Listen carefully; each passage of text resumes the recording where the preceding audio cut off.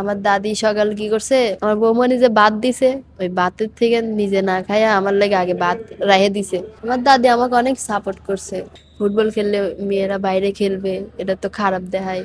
হ্যাঁ, মা হচ্ছে মানে সেকেন্ড ডে বাইরে রাখছিল। রোদে পুরে প্র্যাকটিস করি একটা ভালো খেলোয়াড় হওয়ার জন্য। কে কি করলো ওটা তো আমি কানে নেবো না, আমি খেলবোই, মাকে এইভাবে বলছি। তারপরে মা কাছে আচ্ছা খেলিস।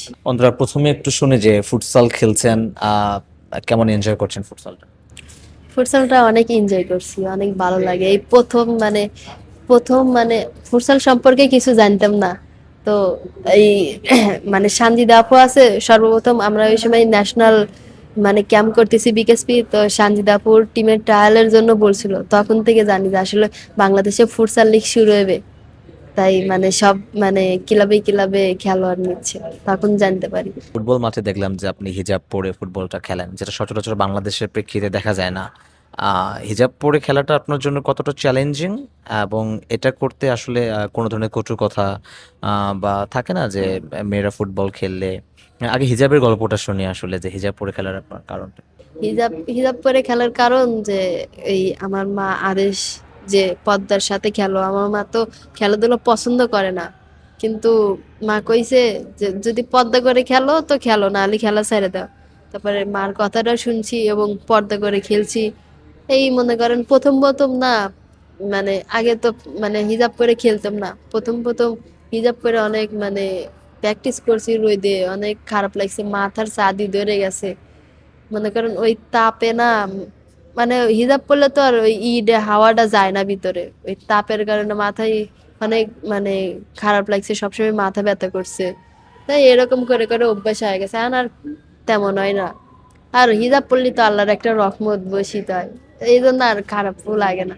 প্রথম প্রথম হয়েছিল, এখন আর হয় না। ফুটবল খেলা খেলছেন, একজন নারীর ফুটবল খেলাটা আমাদের এখানকার প্রেক্ষাপটে সমাজ আসলে ওভাবে ভালো চোখে দেখে না যে এই মেয়ে ফুটবল খেলছে। মানে এটা নিয়ে আপনার পরিবারকে কোনো কথা শুনতে হয়েছে কিনা আপনার এলাকাতে? আপনার আসলে এভাবে স্কুল কলেজ বন্ধুদের থেকে বা এলাকাবাসীর থেকে এ ধরনের কোনো কটুর কথা শুনতে হয়েছে কিনা? হ্যাঁ, আমার মা বাবা তো এখনো কথা শোনে, কারণ আমার মা তো মনে করেন ধার্মিক তো।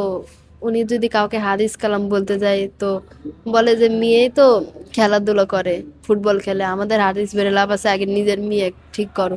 এভাবে মাকে অনেক কথাই বলে।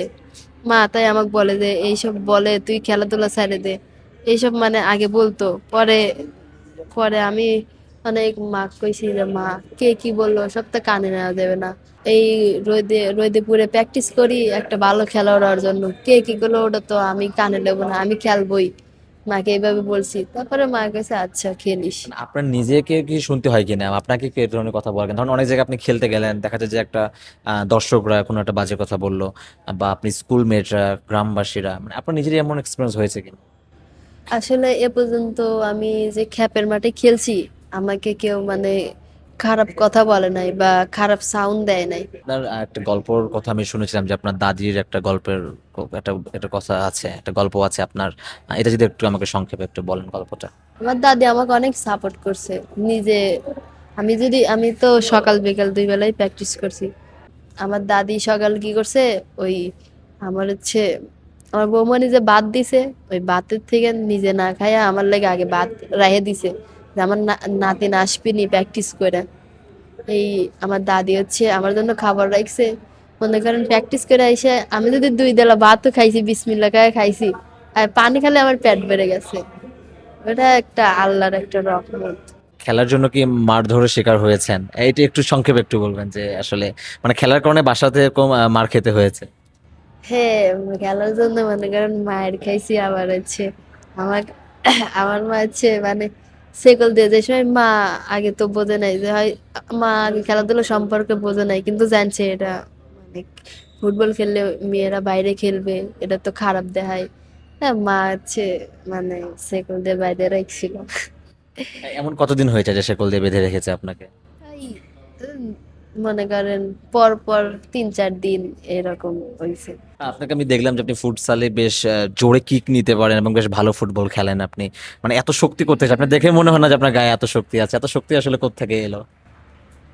আসলে পার্সোনাল ভাবে কিছু কিছু ব্যায়াম করি এই এইগুলোর জন্য। আবার যেগুলো শক্তি মানে শরীরের শক্তি যোগাইবে ওই খাবারগুলো খাই। না, আর আল্লাহ শক্তি দিছে। সাবিনা খাতুনদের সঙ্গে আপনি খেলছেন, তাদের সঙ্গে আজ আপনি খেললেন। অনেক বড় তারকা সাবিনা নিশ্চয়ই। সাবিনার সাথে খেলার আপনার এক্সপিরিয়েন্সটা কেমন? আপনার প্রিয় ফুটবলারকে? এই মনে করেন ফুটসালে ফুটসালে আমার এখন প্রিয় খেলোয়াড় সাবিনা আপু, কারণ তার যে সেন্স, আর এমন এমন মানে মাস্টার খেলোয়াড় বলতে গেলে, সে একজন মাস্টার খেলোয়াড়। আর ফুটবলে মনে করেন কোথা থেকে স্কোর ডিফেন্ডার অনেক ভালো খেলে, তো ফুটবলে আমি ওর খেলাই ফলো করি। আর ফুটবল আর ফুটসাল তো আলাদা, দুইটা আলাদা। আর সাবিনা আপু তো ফুটবলে নাই মিডফিল্ড নাই উইং, ফুটবলে তো আপু এই পজিশনে খেলে, আপু তো আর ডিফেন্স খেলে না। এখন তো ন্যাশনাল টিম ফুটসালও খেলছে, রিসেন্টলি চ্যাম্পিয়ন হয়ে আসলো আমাদের ফুটসাল প্লেয়াররা। আপনি কতটুকু স্বপ্ন দেখছেন জাতীয় দলে খেলার, এবং জাতীয় দলে খেলার জন্য আপনি নিজেকে আসলে কতটুকু প্রস্তুত মনে করেন? প্রতিটা ম্যাচেই ভালো খেলার চেষ্টা করতেছি। তারা যদি আমার খেলা পছন্দ করে, যদি ডাক পায়, যদি তারা আমাকে ডাকে, তাহলে ইনশাল্লাহ দেখতে পারবেন আসলে। সব সময়ই বলে দিবে, কি বলবো। আল্লাহ উত্তম পরিকল্পনা করে, আল্লাহ এখন যে জায়গায় আমাকে রাখবে ওই জায়গায় থাকবো।